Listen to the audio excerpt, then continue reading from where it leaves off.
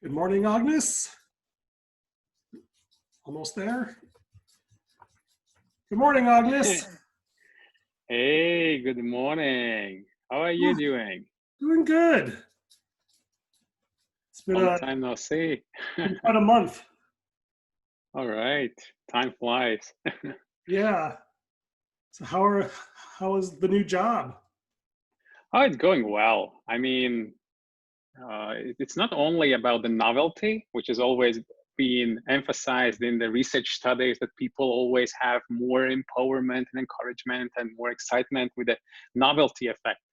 But it's not only that. It's much deeper, much more profound. It's the values that people have in their culture, in their organizational culture, and that's really is making me gravitate very naturally towards collaborating and building up together what makes the best possible outcome or the best possible service for students, which are the customers for the business school. So it's all Okay. good. Can you share more about the school that you're working at now, or?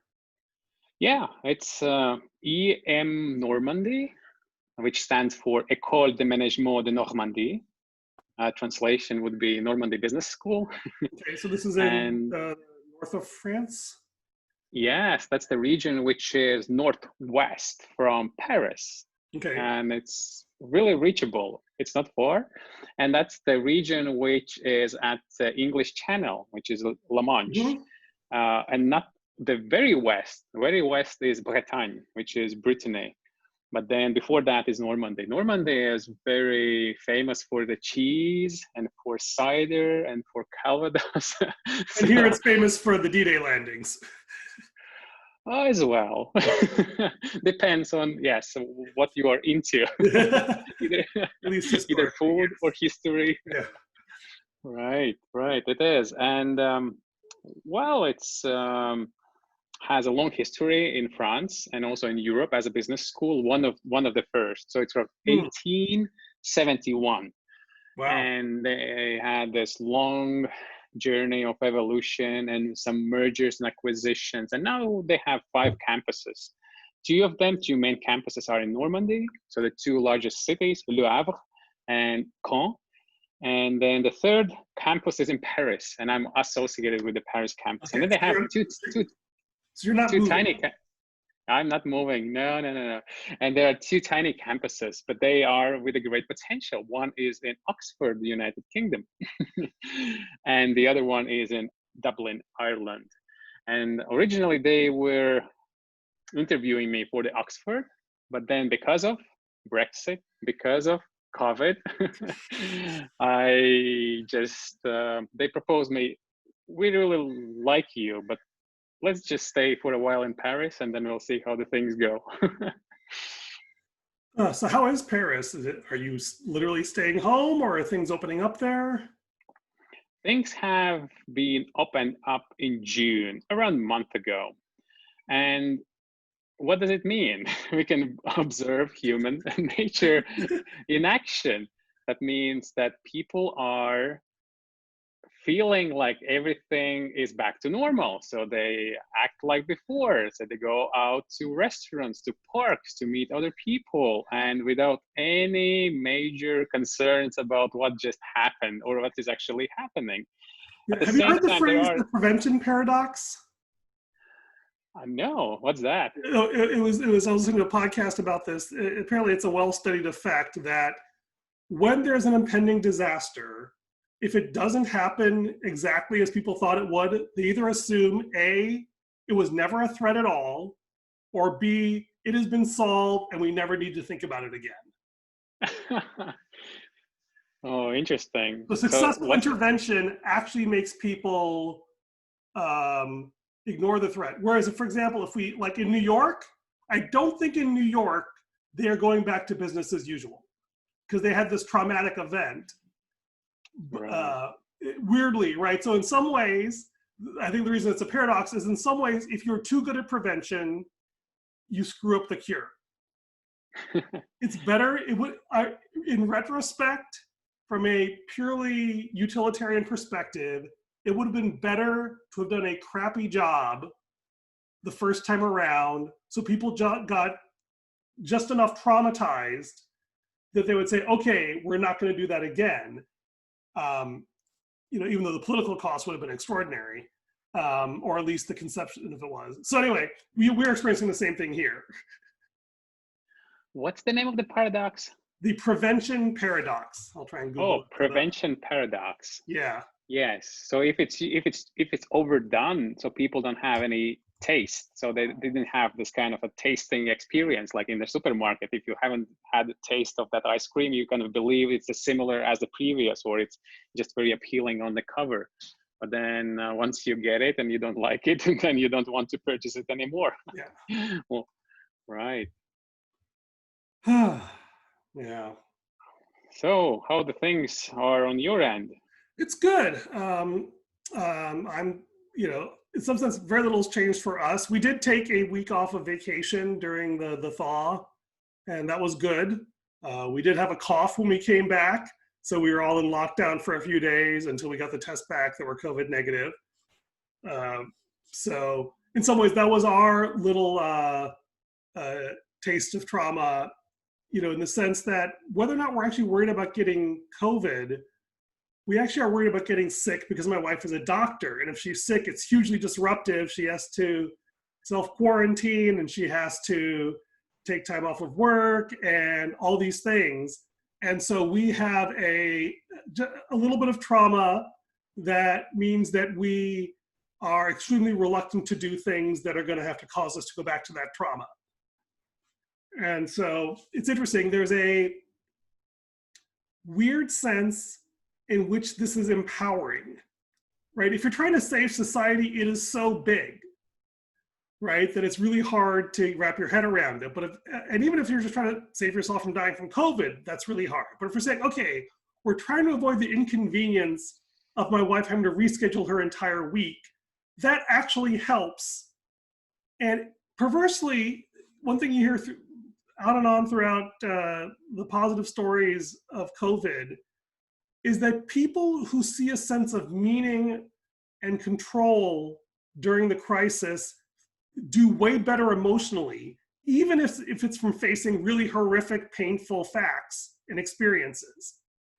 Whereas the sense of powerlessness is, I think, what really causes the sense of depression and a lot of other acting outs. It's an interesting way to think about even rioting, because rioting is, dangerous and destructive and doesn't seem to be very constructive. But I think it gives people a sense like, okay, I can do something. And I don't know if it's good or bad or not, but it is a way better feeling than the feeling of I can do nothing. Right. Or worse, I do something like sending a letter where you have no concept, like taking a concrete action that you have no real hope of affecting change probably makes you feel worse, which is, one could argue, that was for a lot of people the shelter in place, especially folks on the right who have very little faith in our government leaders, except those who tell them not to have faith in government leaders, which is kind of odd, but I'm not sure we want to go there today. Yeah, we can go anywhere we want, right? Yeah, or can we? Actually, that was the thing that I wanted to pick up on, the question from last session, where I made a comment about context, and you framed it as a distinction between top-down and bottom-up, or outside in and inside out. And do you remember that comment? And I was curious what your thinking was behind that.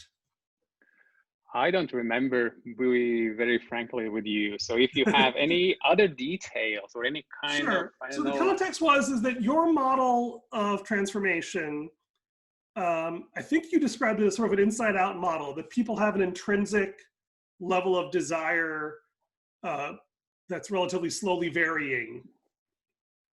Getting back on track. I have a slightly different model where people have a family of desires within them, and which desires spring to the front depends as much on context as anything else. What you're And saying is that environmental stimuli would rather, or the internal world or the internal desires, because of their priorities, would be more accessible to external stimuli. So that's what you mean, right? So the environmental impact or the environment is kind of the playing a big role in which of the right, yeah, and I would inside. even use the word, I tend to use the word context in the idea of computer science, a context switch, Right. right? In fact, literally, is that I have a set of behaviors which are kind of local to me that like I do regardless, but then I have a lot of behaviors where I really will default to my environment. Mm-hmm. And Mm-hmm. then that if I'm not sure what to do, I will, do a method missing and then look at what the people around me are doing, right? So there's one level of that, which is that what in Rome do as the Romans do. The second thing is what they call the threshold effect. And this is, just another little academic thing, right? Is if you are in a room with green walls and a brown desk and you learn a fact, then if you are in the jungle and someone asks you that same fact, your recall will be worse than if they ask you that same question in the exact same room. Right? It's because our brain is analog, it encodes the environment. And this is actually a survival technique too, is that you can sort of have more efficient, like in the jungle, you probably care a lot less about random facts and much more about being aware of your immediate environment. Right. Right? Or your facts about survival that you learned on your last jungle trip will come to mind. They'll kind of be readily and easily accessible. Because your brain sort of swaps in the working memory from the last time it was in this context. Which is why one of my real gripes with education as it exists today is that we think that if we can drill these facts into you in this context, well, of course you'll experience it when you do it. Whereas most businesses or like the military, they will teach you some facts in the classroom, but most of it's in the context where you'll be using it. Yes. That's called practice. Right, where there's a practical aspect, but there's also a threshold effect. And so between those two, and there's studies that have been done that like, you have people who have like a preference for, so let's be real brutally honest, race and class. Right? Most people have some level of racial identification, self-imposed or not. And they have some level of class identification, which in Western cultures is very much more subconscious. But we still have a sense that we belong in certain settings. And we identify with certain settings. And often the external factors around us will trigger one identification being stronger than others, right? So for example, if I'm in a Christian setting, the Christian identity of the church is much stronger than the racial factors.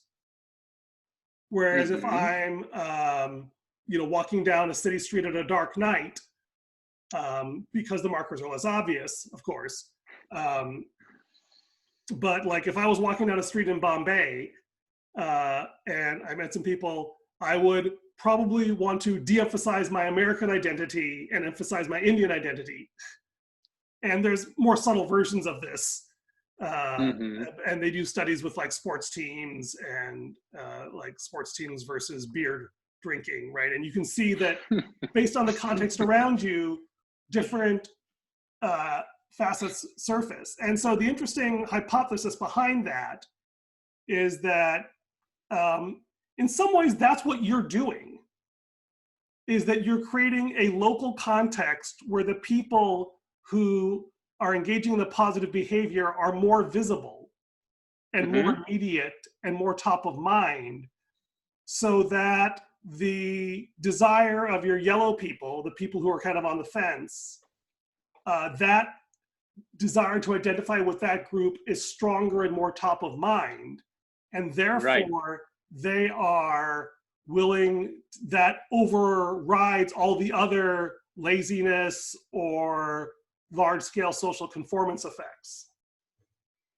Yes. So your invention really is a very particular kind of context shift. Now you explain it extremely well. Yes.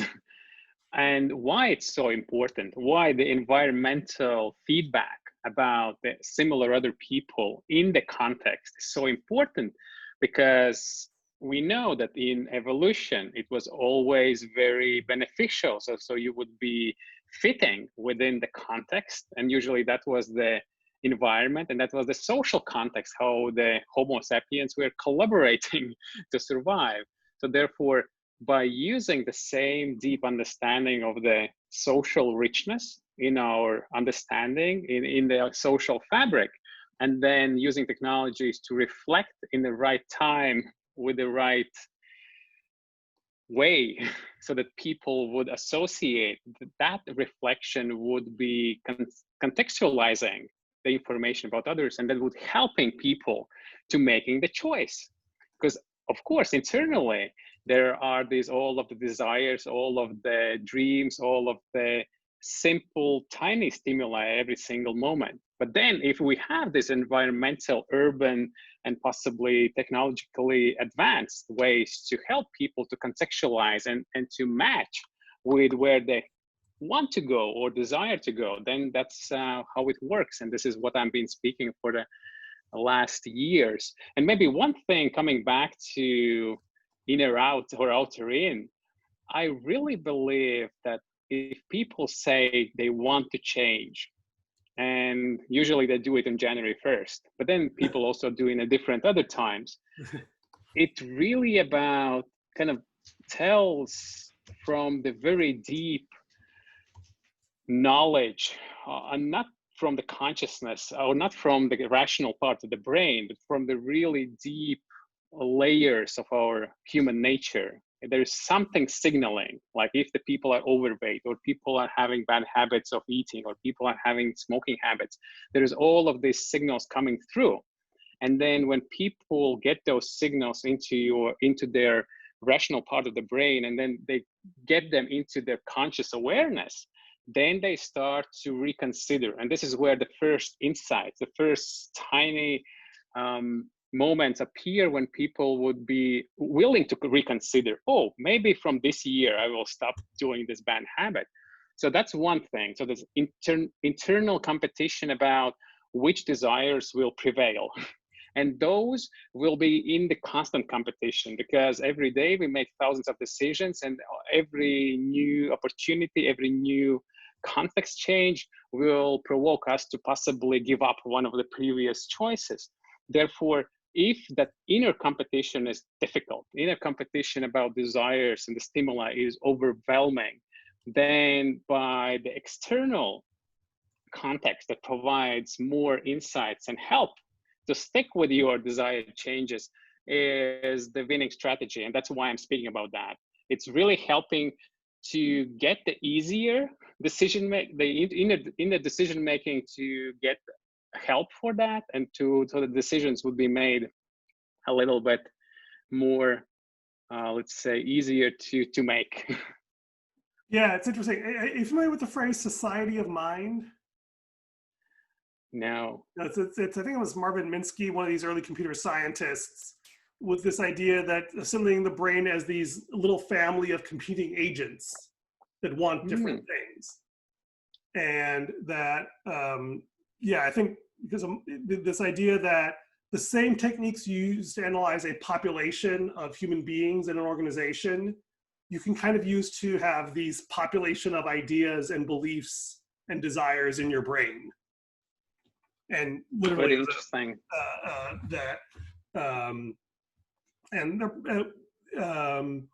The other interesting phrase put that in the chat is the Scott Adams, the most successful business book of all time, is the Dilbert book. You've heard of Dilbert? You've never heard of Dilbert? Oh my goodness, cultural reference. I have to bring up a Dilbert comic strip. This is too.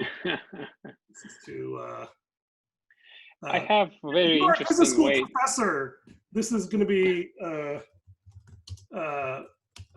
something that is like worth assigning in class. So, so a typical Dilbert comic strip is about a nerdy engineer in a large corporation. Now I have memories of seeing similar images before, but this is what I was about to say. My brain is somehow inherited this nice filtering algorithm, and it filters out many things naturally. I might know, or at least have previous experience, encounter with a certain thing. Maybe that's a picture, maybe that's a name, maybe that's something else. But when people ask me, do I know it? Honest answer is no, I don't. Right. But then when you show it to me, I say, oh yeah, I have it somewhere. Right. But it's like irrelevant. Yeah, so he actually wrote a book, you know, with a lot of silly comic strips, and it wasn't even clear how serious it was. But I think it was called "Build a Better Life by Stealing Office Supplies."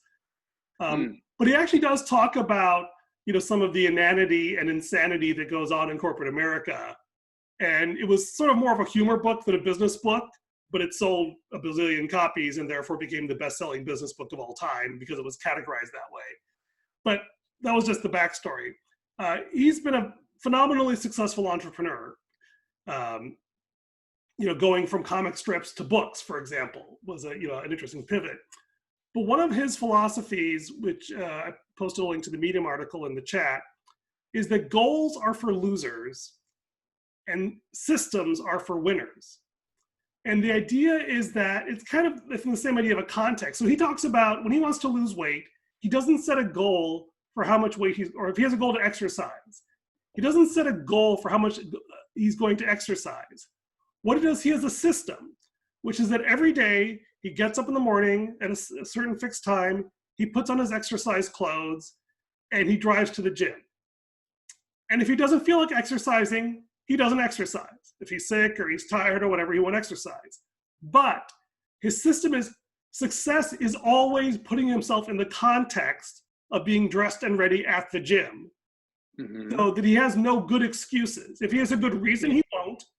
But if he has, so the system is really about creating context. And that was the reason why I prefer the term context to environment. Right, because environment really has a sense of being in a physical place that is sort of created for you, or you have to make a lot of effort to get in there. But if you have a system, like, you know, one of the common ones is that if you're feeling angry, stop and count to 10. Or more deliberate forms of mindfulness is you have these internal triggers set, right? So I have a trigger that every morning I get up and I change into my exercise clothes, so I'm ready to exercise. There's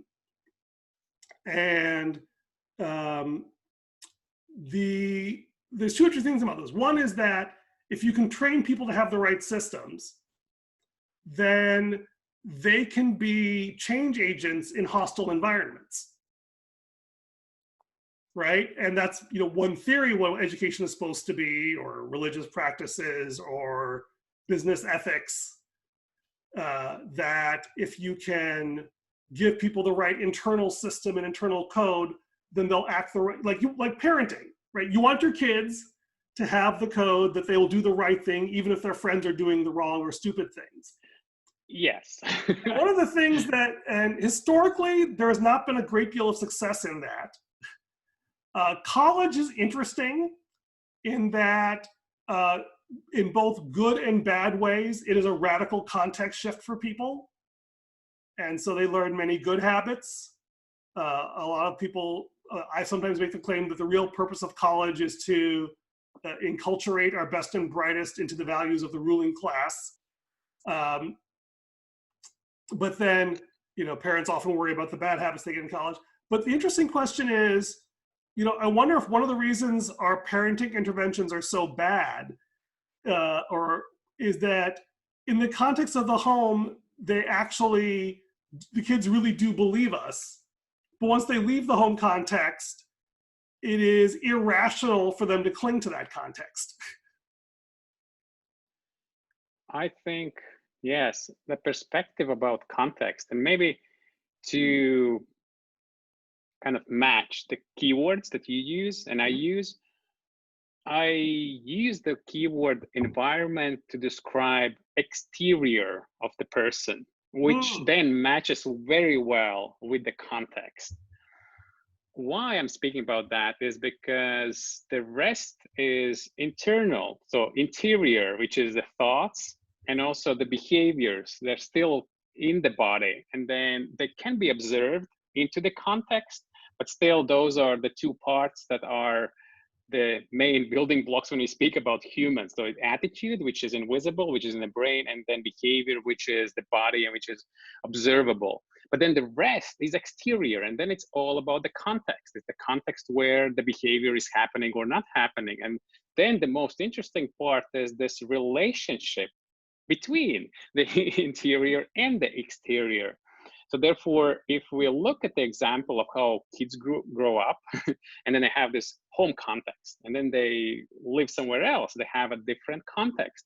And certainly when there are some rules imposed or suggested or discussed or agreement about a certain way of living, and that by definition is perceived to be into that context. So these rules apply in this context, those rules apply in those contexts. The same as we go in different countries, there might be different rules how you need to drive, and the different ways how you should or should not drive if you drink something, and those depend on the context. So therefore, it could be very plausible to assume that this context related behavioral rule set is learned and acquired as the paradigm. So kids grow up and they have, okay, this in this context, I have these rule set. In a school, I have different rule set.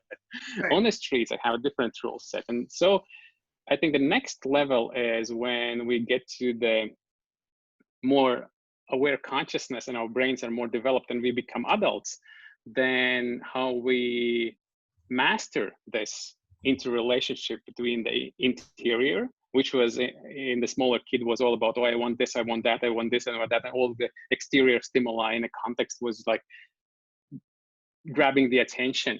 But then when we get older, then we kind of get smarter and get kind of more into the perceived control over what we are choosing. So then I really would like to pay attention to whether we are having a good bridge between the interior, which we to some degree can manage and are willing to manage. And then again, it comes down to how much do we want to manage our internal stream of thoughts, internal stream of instincts, like the survival things, eating, breathing, all of the other things. And then the external or the context, which is constantly changing and giving new insights and giving new challenges and giving new questions. Maybe the best possible way to move towards would be, instead of saying, okay, you do this internal work or you do rebuild your context and live in a different place and a different weather conditions with a different people, but it's like how well you can master your interrelationship between the interior, let's say some degree predictable randomness, and then the exterior, which again is to some degree filled with uncertainty, Yeah, but but then also the some external world predictability. is the thing that you do not have control over. Right, Okay, I right. mean, the Stoics would say that you have control over your interior world. Modern psychologists might disagree with that. So Right. this is where the lack of cultural reference is challenging. So in my slice of Western culture, the one of the most common, certainly for the male oriented movies, is the idea of a warrior who has a code, right? And you know, there's a word here. I don't know what the right word is. Right? You can call it a system, you can call it an ideology, you can call it identity. But the whole point of the movies is that this person is in a context where everyone around them is living based on the context, right? And their thoughts, their feelings, their areas. But they have this code that they live by. Yeah. There's this big one called The Mandalorian, which is a Star Wars TV series. And The big line is, it is the way. And in your model, I don't know if you have a good word for that yet, right? Where there's an individual it's kind of like the Scott Adams system, right? Because it's not like, this is a system which is kind of at this interface of desires, thoughts, and the external environment. And it is something that sort of breaks the usual models, right? A good example is a spy, right? A spy is someone who has to live in a context and react like everyone else in the context, but he very much has a different agenda that he is aligning his behavior around, which arguably, if you're a change agent, that's kind of what you need to be anyway. You have to have this internal code that is somehow encoded somewhere in your psyche in a way that it is not swayed either by the external environment or your internal desires. Mm-hmm. Interesting. Yeah, like a prescription. Yeah. Like it's almost like a little bot, in some movies it is. It's like the little bot in your head that, I guess it's close to what Freud would consider a superego in some ways. But it's more than that, right? Because the idea of a superego is it's telling you what you should do, but this code sort of anchors your identity to something that deliberately sets itself up in opposition to the environment and even to the internal desires. Mm-hmm. Anyway, we're at the end of our time limit, and yeah, it's like I said, it's a thing we don't have a good word for, and I'm not sure how relevant it is, but it does feel like looking at people who thrive during the COVID environment. One classical musician I heard calls it an endoskeleton rather than an exoskeleton.